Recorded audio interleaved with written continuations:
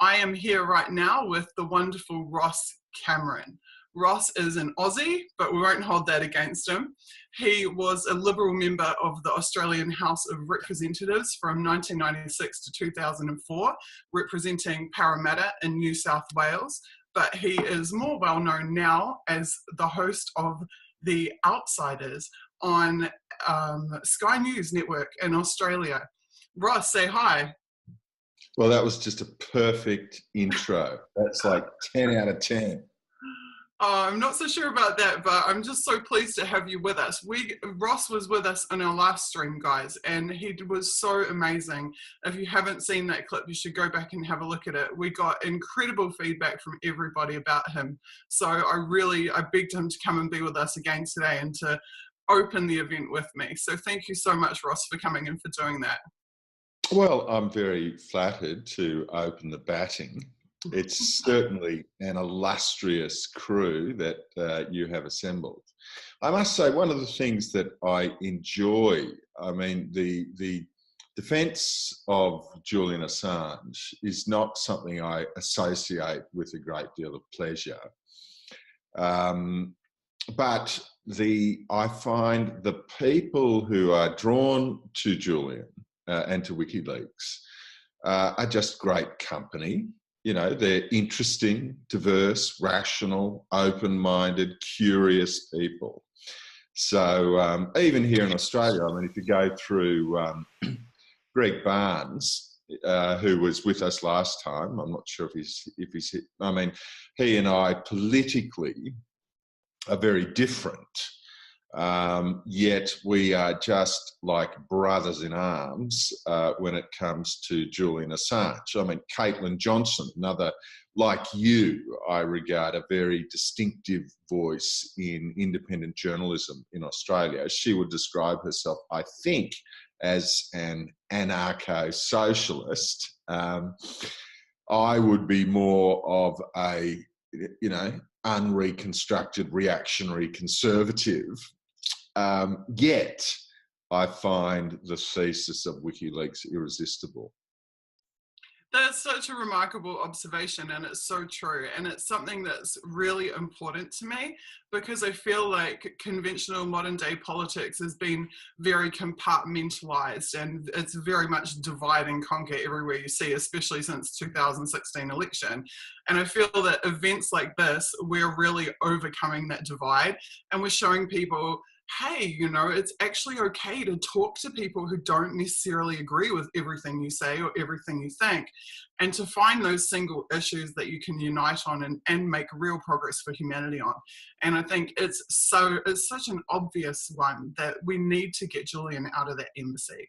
We know that it is not okay for a publisher and a journalist to be on effectively solitary confinement for extended periods of time with no relief in sight. It is not okay for someone to have no access to medical care. It is not okay for someone to have no access to basic freedom of communication and expression, and to be able to communicate with their families, to be able to see their children for 8 years at a time. These things are not okay whether you're a conservative or a anarcho-socialist or an environmentalist or a libertarian. I consider myself a humanitarian libertarian. I'm very much a child of the left, but also very attracted to libertarian ideals. So really we're just showing, I think, that we can be adults, that we can put aside, these stringent beliefs that we have as individuals to come together on the beliefs that we share, as I want to say the 99%, because I feel like that's what it is. The 99% is nearly everybody on the planet, not just one political ideology or another one. So for me, that's definitely the highlight of this event. But getting back to you, Ross, something I really wanted to ask you. You have a major mainstream platform, and it would be so easy for you to turn a blind eye to Julian's plight because, hey, it might actually have some career benefits to go along with the status quo, or to, serve the corporate overlords as so many journalists do. I want to know, what is it that made you take a stand for Julian and WikiLeaks, whether or not it's been a popular stand at certain points in history and whether or not it's been a profitable one, given the scale of the opposition to him? Why is it that you stand up for him and that you use a mass media platform to do it? Well, it's, it's cable TV. I'm not sure how my critics constantly say that nobody watches my show. So, people shouldn't worry. No, for me, it comes down to the quality of the argument. And Julian was asked by a journalist, in an interview I watched at one stage, why he started WikiLeaks. And I was quite intrigued by his response because it was very far from any sort of messianic thing, but it was just saying that each of us comes from a particular culture, in his case, Australia, with a set of natural gifts and aptitudes, with a certain amount of knowledge and capital resources. And he said that he felt for him, it was a natural expression of his life and of his philosophy. And I say, I have brought a couple of props along, if that's okay, Suzie, since I thought you're going to be stuck with me for nearly an hour, right? You might run out of things to ask me. So I'm going to show you a couple of little props. Okay, right here, this is my buddy Marcus Aurelius. Okay, he was the Emperor of Rome from 161 AD to about 180. This is his book, The Meditations of Marcus Aurelius. And Marcus is a significant figure in Stoic philosophy. And he has this beautiful sense of time, as the Stoics did, that we're on this earth but once. And this was the point that Julian made in response to the journalist. He said, we're only here once. We ought to, do what we can with the moment that we have. And at the risk of eccentricity, I'm going to read you just one paragraph from the Meditations of Marcus Aurelius. So he says, if then when you finally come close to your exit, you've left all else behind and value only your directing mind and the divinity within you, if your fear is not that you will cease to live, but that you never started a life in accordance with nature, then you will be a man worthy of the universe that gave you birth. You will no longer be a stranger in your own country, no longer meet the day's events as if bemused by the unexpected. And I think about Julian, who is a kind of stranger in his own country. And frankly, I am embarrassed. I'm here partly in the confessional. I'm embarrassed by the way Australia treats one of its citizens. I'm embarrassed by how low value an Australian passport is as a document, in view of the fact that the Australian government, as I understand it, subject to correction from Julian's lawyers, has still declined to issue him with a current passport. But going to the philosophy, I just find whatever you think about Julian as a personality, I find his argument compelling. In fact, I find it irresistible. And I think, well, if you don't have a better argument, you're kind of duty bound to submit to the best one available. So that's what I'm doing. Yeah, he's definitely set the benchmark for fearless journalism. And I feel very much that he has created space by being as supposedly radical as it is to publish the truth. Strange enough that as it is that we could call that radical to publish the truth. He's actually created a space for hundreds of thousands of particularly independent journalists like me around the world who are able to not just follow in their footsteps, but do it a little bit more safely, because Julian and WikiLeaks have been taking an immense amount of heat, an immense amount of deep state resources that are targeting them. And that provides all of us in independent media sphere with a bit of safety and a bit of room to move that we otherwise might not have, and certainly might not have if Julian and WikiLeaks were actually taken down. Which is why one of the arguments that I make is that by protecting Julian, we really are protecting ourselves. Would you agree with that? Mm.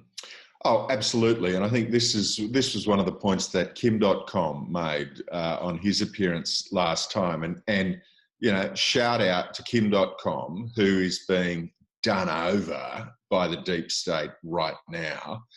And what you find in this sort of seesawing battle between the state and the citizen, between the insiders and what I call the outsiders, you will find the deep state where they will especially attack like a sort of a swarm of hornets is where they find an example of outstanding competence.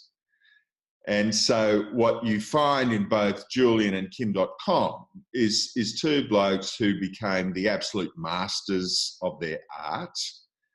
And that is deeply threatening to the sort of bloated, bureaucratic, blunt, dumb state.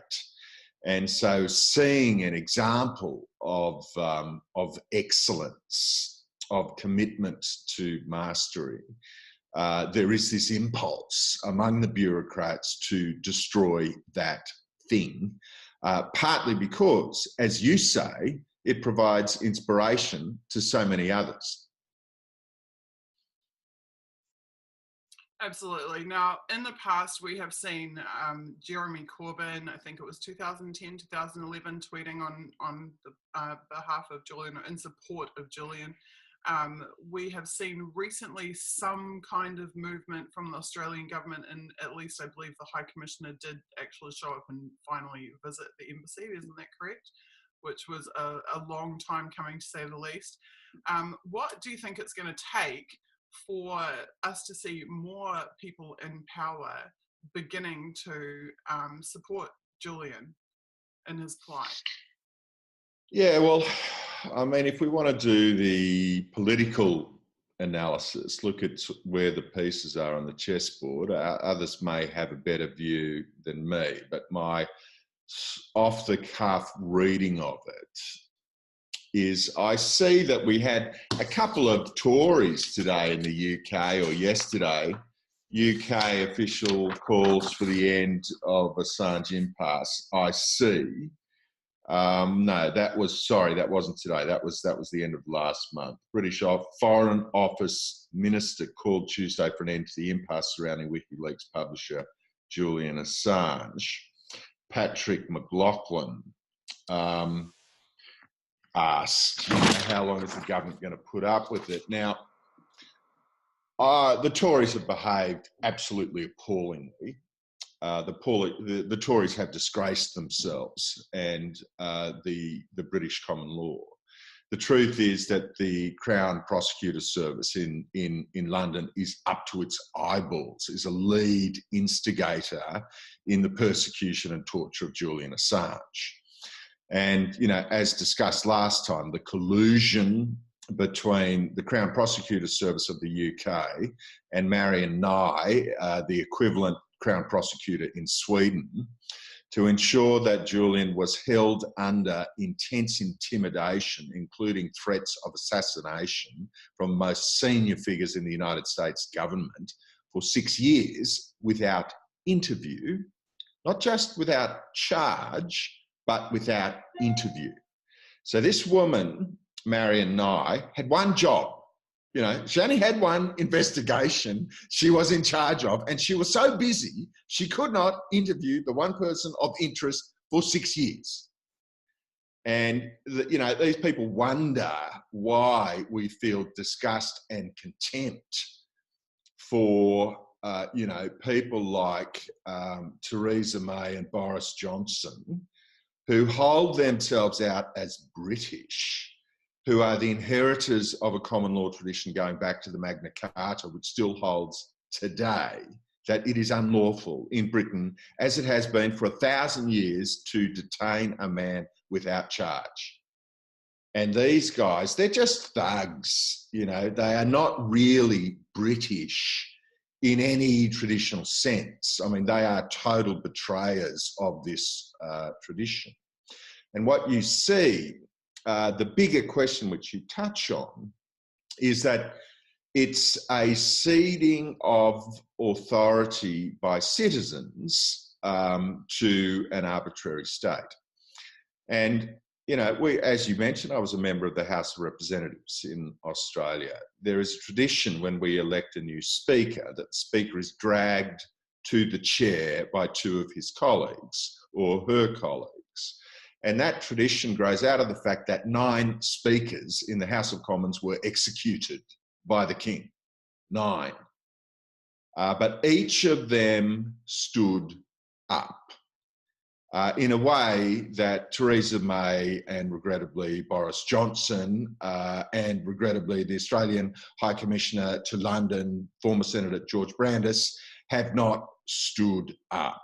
Our boys and girls have folded, you know, like a crumpled suit. And they won't stand up for the citizen. Now, I say, you know, if I'm going to bore you with my thesis, you know, I think what we're seeing, Susie, is a situation where the amount of data in the world was limited by technology, was limited by the media available. So when the first fleet arrived in Australia in 1788, it took 3 months to send a message back to the Home Secretary and another 3 months for him to respond to it. So it took 6 months by analogue communication on ships for 2 people to communicate with each other. And that's just 1788.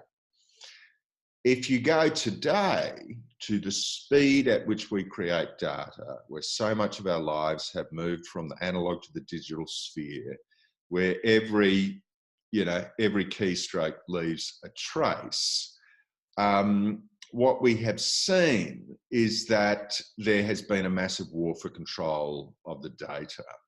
And I think Julian Assange is just saying that in the same way democracies operate on the principle of the sovereignty of the citizen, you know, data must flow in the same way. And that has been upended. It's been turned on its head. And the big state has realised that, has formed this ambition to own and control our data. And as a consequence, a range of agencies have betrayed their fundamental trust to citizens, and they have gone into business with each other against citizens, in which I include the mainstream media, much of the NGO sector, almost all of the university sector, the government departments, and the worst culprits of all, the intelligence services. So that's, we're up against a pretty big, you know, Eisenhower called it the military-industrial complex. It's a big bully to take on. It's the biggest bully in the playground, and I just think Julian Assange is just a case study in how a group of collusive thugs deal with one person in the playground who says, I'm not going to play ball. And yet they still haven't managed to get rid of him. And that is actually quite heartening. And Julian said that people who are truly principled, who are truly moral and ethical, don't usually live long. And that's unfortunately quite true throughout history. And yet Julian has, and WikiLeaks more broadly, have been able to protect themselves in certain ways that other people throughout history wouldn't have been able to, whether it's through use of encryption and protection of information, or in their communications in terms of how they were able to get Snowden to Russia, for example. Feats like this simply weren't possible previously. And so there have been some big wins, and Julian is still with us, thank God. But more broadly, my question about the politicians, why are they not yet supporting him? I'm thinking back to the Free Mandela movement. I'm thinking about the process by which we went from Mandela as a terrorist to we are having international Live Aid style concerts to free Mandela, and hundreds of thousands of people are marching in however many countries, and politicians are leaping to have photo opportunities with Mandela, and now he's winning a Nobel Peace Prize. I'm interested in that transition because I see very clearly that this is the transition for Julian. I think he's gone from the 2010 Pentagon manhunt, every paper in the world calling him a rapist, despicably calling him a rapist, falsely calling him a rapist, to now where we've seen in the last few months the seeds of people are actually starting to march. There are vigils on the ground in, I think we did 10 or 12 cities, June 19th around the world. This, to me, this is the seeds of a mass movement that can ultimately achieve Julian's emancipation, but more importantly, ultimately bring him to his due in the public consciousness and in the historical record. And I think that many of these politicians who were perfectly happy to see intelligence agency types, threatening to drone him to death or threatening to kill him, one day these will be the very same people who want to have their photo opportunity with Julian, who's won the Nobel Peace Prize and becomes this generation's Nelson Mandela. That's kind of where I was getting at with that. Sure. Well, look, I love your prophetic vision. That is my hope and prayer, and I think it's plausible. I'm not in this as a purely some sort of flagellation exercise. I think there is a decent chance, if our boy can hang on for long enough, that the walls of Jericho will eventually collapse. And it could happen quite quickly. And indeed, I think we're starting to see, some of these narratives. If you look at, for example, what I regarded as just the complete bull story of the so-called Skripal poisoning of Sergei and Yulia Skripal, allegedly poisoned by a lethal chemical, industrial grade nerve agent, quote, of a type made by Russia. The lies that are having to now be told to keep this jalopy on wheels are just so big that ordinary people are just looking at him and saying, excuse me, do you really expect how dumb do you think we are? And I think we're seeing that in the United States, I suspect, is where the thing collapses. I mean, we have to admit, if you take, for example, you and I may well be on different sides of the argument, or different sides of the ballot box, if we were voting in the next election for Donald Trump. I'm not sure. I don't presume to know how you would vote. But I, in 2016, would have voted for Trump as many times as I could, mainly because I felt he was willing to challenge, what I regard as the war machine. I mean, the Clinton-Obama era. And frankly, I have to admit, as a conservative who supported George W. Bush, who voted in favour of the invasion of Iraq as a member of parliament, I've just got to admit that these wars have turned out to be hopelessly counterproductive, that in many cases their logic is incoherent. When you wind up in situations, for example, where you've got Russia excluded from NATO, but Turkey a member of NATO, the problem is you create these agencies. You've got, if you have a look at the NATO building, the latest one they've just built, I mean, it's like the Taj Mahal. I mean, it is the most magnificent piece of, you know, commercial industrial architecture. The question is, what is its purpose? And this quiet voice of peace just does not get a Guernsey. In Australia, you got Fairfax Media. I was a columnist for Fairfax Media, and indeed wrote a beautiful article in defence of Julian Assange in 2011 in Fairfax Media. But the truth is, today, what is meant to be the progressive left, they're just a bunch of warmongers. There's no bomb, you know, they don't like. Everyone hated Donald Trump on the progressive left, and still, until he dropped 50 bombs on Syria, then suddenly he's a top bloke. I mean, really, the idea, the most persuasive idea, I think, of the Assange thesis is that transparency is actually in our interests. You know, Marcus Aurelius thanks his father in the opening to the meditation for teaching him to have few secrets. Secrecy is overrated. Nearly always, the benefit is found in transparency rather than in secrecy. And I just find the agencies, if we ask ourselves the question, Suzie, I mean, Assange is being belted around because he published, leaked, or some argue hacked material.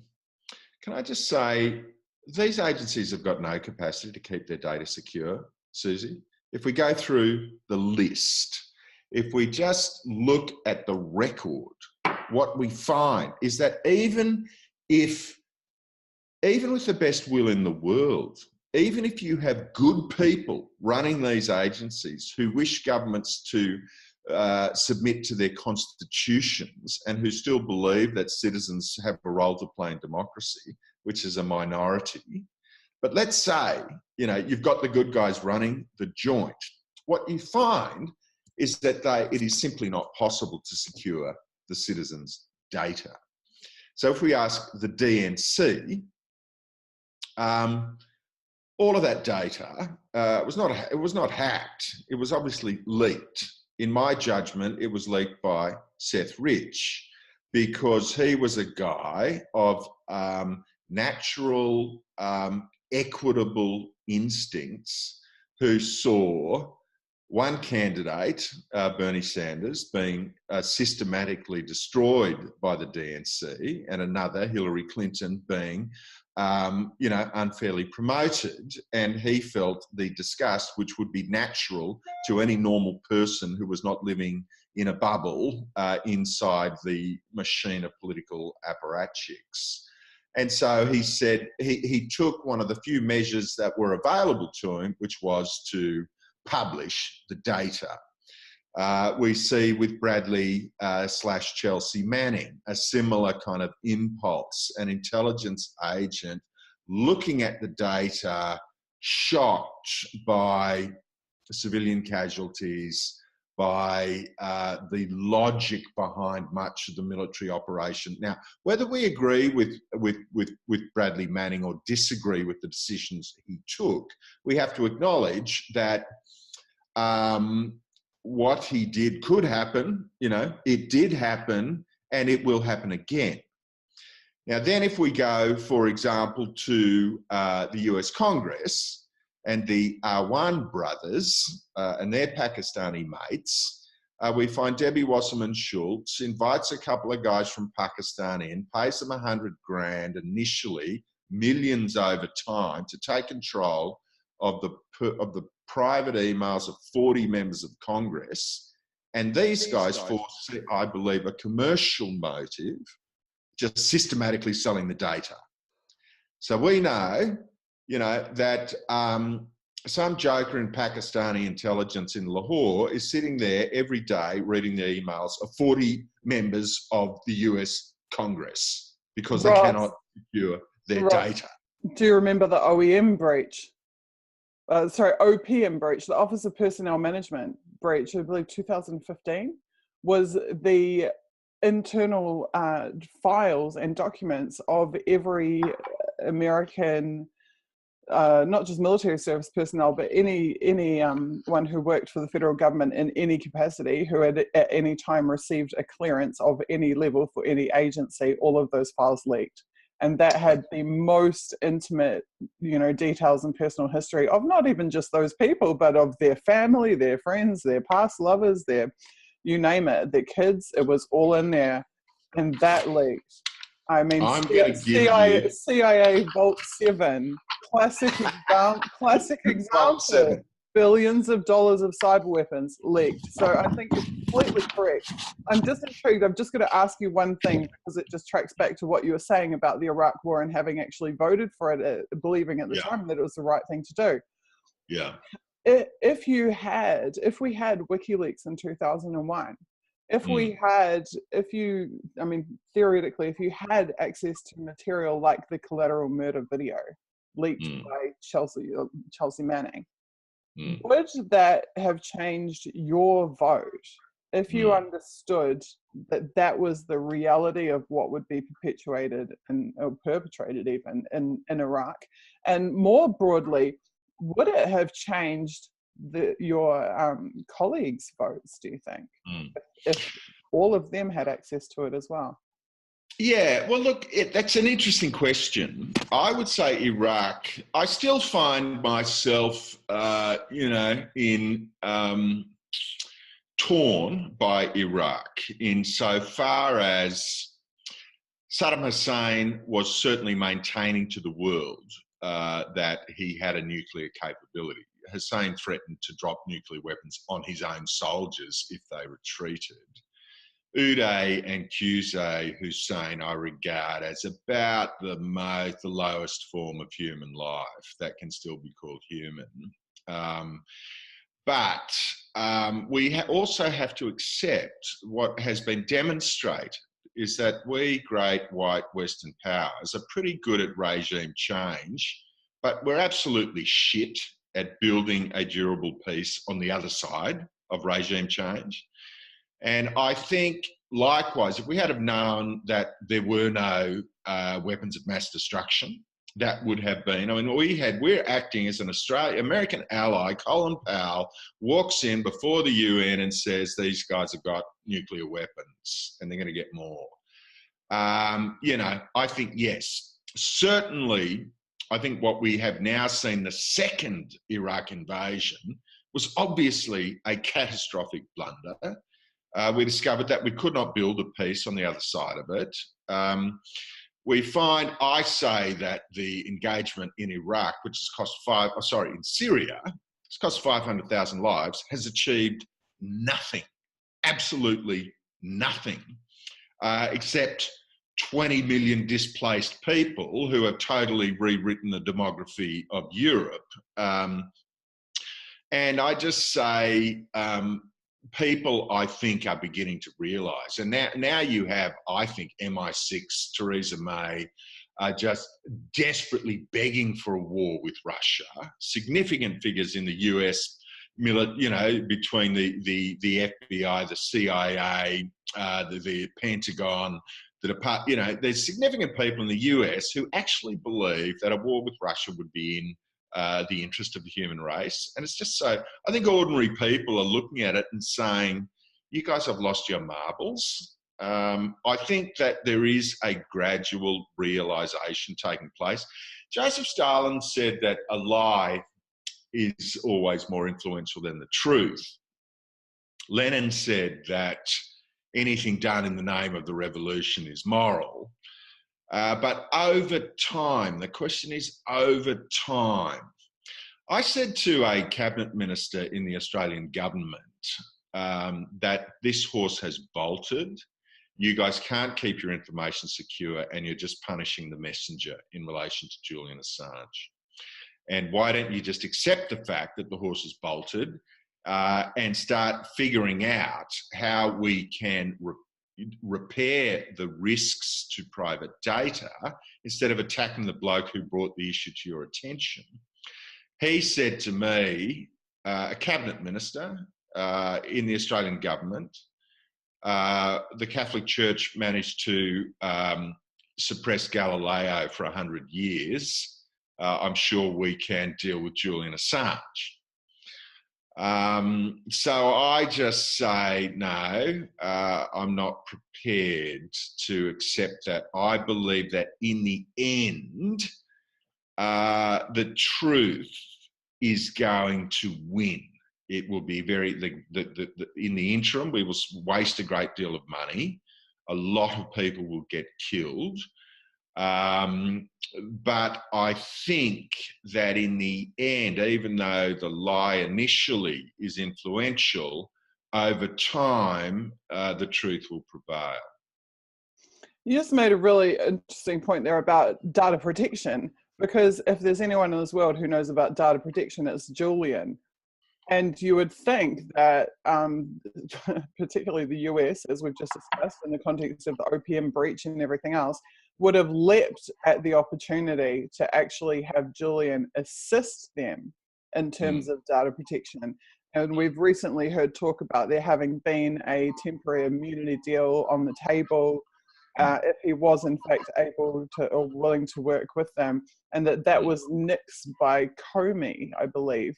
And was it Senator Mark Warner? Yes. So we had Mark Warner from Virginia, son of a senator, I think, if I'm not mistaken. And they were, I regard him as generally speaking, as a sellout. He was engaged in it was part of a discussion about some form of immunity safe passage deal, in which Julian, as you correctly observe, said as part of the deal, I will show you where some of the most flagrant and obvious defects are in your firewalls and your data security apparatus as part of this deal. And James Comey then intervened and said, cease all communication with Julian Assange. Now, James Comey is a swamp creature. You know, he's fully habituated to the swamp. And, you know, I think my secret hope, I mean, London is going to receive a visit from Donald Trump on Thursday next week. He's going to pass pretty close by to our boy, Julian. Donald Trump reckons he is the world's greatest deal maker. May be true. It's possible. It may be correct. I think there is a moment here. There is an opportunity here. And I would, as one of Donald Trump's rusted on, irrationally, perhaps loyal, believer in the outsiders, I want to appeal to Donald Trump. I want to say to Donald Trump, mate, this is your opportunity to show the world that you are the greatest deal maker. I think there's a deal to be done here.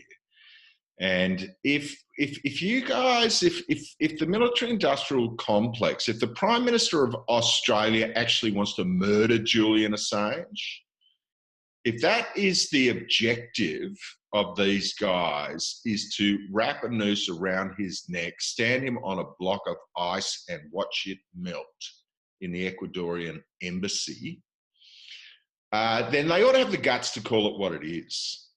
And they ought to not dance around this. If they're trying to kill the bloke, you know, as Hillary Clinton said, can't we just drone this guy? If that is the objective, then they ought to be upfront about it. Otherwise, I just invite Donald Trump, now that he's gaining political momentum, to accept the fact that Julian did play a significant role in his election. And I say that, let's remember that Julian played a significant role in taking the gloss off the George W. Bush administration on exactly the same principle. So no one has a better claim to non-partisanship than Julian Assange.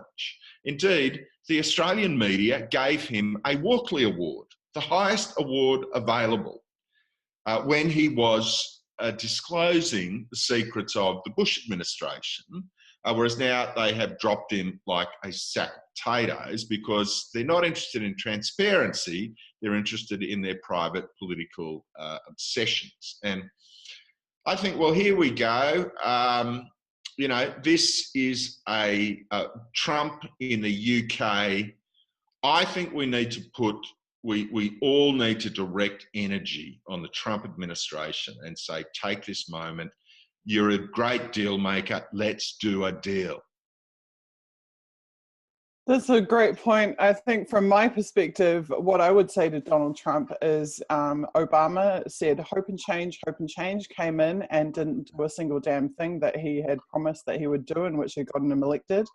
Donald Trump told us, make America great again, you know, no more expansionism around the world, no more wars, you know, we're going to rein it in finally. And I think that was a huge reason that he got the popular support that he did.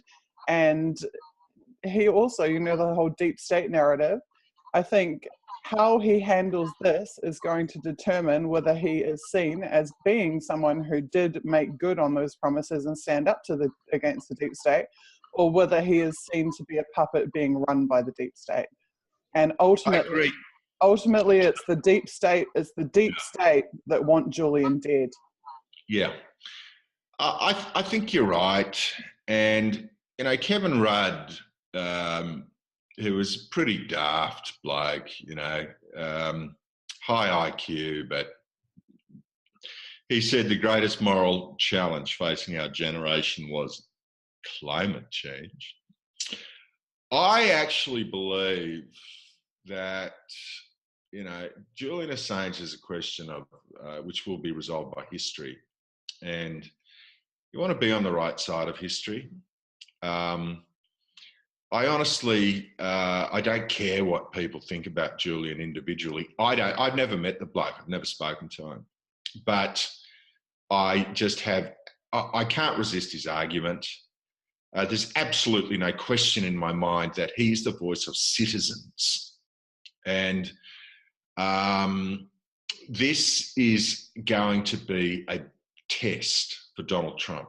I think if he could bring peace to the Korean Peninsula, if he could get out of Syria and allow a sovereign government to begin to, enjoy its most basic privileges and look after its citizens instead of dropping bombs on them. But if he can do a deal, I mean, the question of data is unresolved. The question of what we do when data is breached, whether it is hacked, whether it is leaked by someone who is disgruntled or someone with a commercial motive, whether it's left on a USB stick in a McDonald's restaurant, the question of what happens to data has got to be resolved because it's absolutely clear that the state is not competent to keep it secure. Julian Assange is saying, well, the safest and fairest thing to do with it is to accurately publish. And I just believe whether you are a liberal, a conservative, an anarcho-socialist, a humanitarian, libertarian, whatever label you want to describe yourself, it is absolutely in our interest as citizens that Julian Assange survives and prevails. I can't think of a better note to end on than that one. I completely agree with you. It is of vital importance to humanity and to human progress that Julian Assange prevails. Thank you so much for that wonderful quote to end on, Ross. Is there anything else that you would like to say to everyone? Oh, look, this great Australian boxer, Tony Mundine, who says, love yous all, I love yous all. Group hug. Sorry that I'm so far away, or I would love to do it in person, but thank you so much for being here with us, Ross. It means a lot to us, and you can expect I'll be knocking on your door again next month. Okay, well, I will snap heels and present myself. Thank you so much, everyone. That was Ross Cameron from Sky News Australia, and actually hopefully I'll be on his show how many hours from now? Somewhere about 12 hours from now at a guess. And I will be having a chat about this Vigil series with the wonderful Caitlin Johnston on air, and we'll be posting that video. So thank you for that opportunity too, Ross. I really appreciate it. We're looking forward to it. Bless you. Go well. See you later. Thank you so much.